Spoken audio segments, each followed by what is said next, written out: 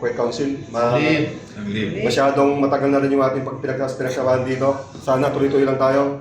Sa mga bagong dumarating na mga kapalit natin, tama yung landas na pinili nyo. Long live Alpha Camarog. Long live! Ako nga pala si Brad Tirso, Brad Daso kung tawagin. Brad! Council ko nga pala freelance sa Kabinti Skepron from Laguna, Provincial Council.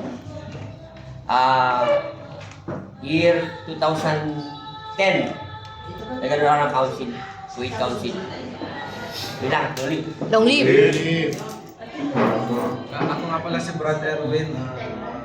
Ang chapter ko pala dito sa Kuwait, Kappa chapter. And ang mother chapter ko pala, Tabaco. Super, ngayon kasi Tabaco Council na Gamma Epsilon. Survive ako September 16, 2016. Yan lang, Brad. Long live. 2016. Ayun, tigulan na to sa iba. Magandang umaga. Ako wala si Brad Marvin.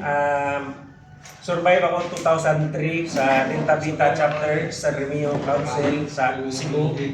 Tapos dito sa Kuwait, Kappa chapter.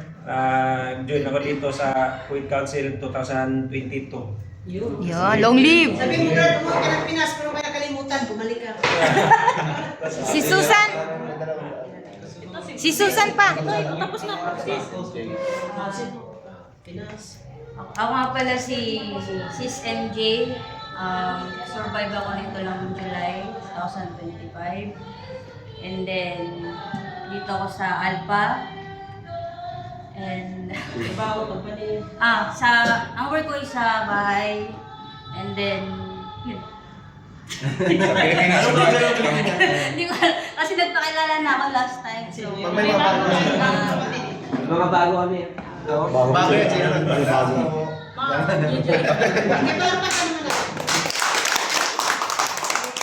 Anything else? Okay na ba lahat? Okay na. Okay, plus na, proceed. Okay.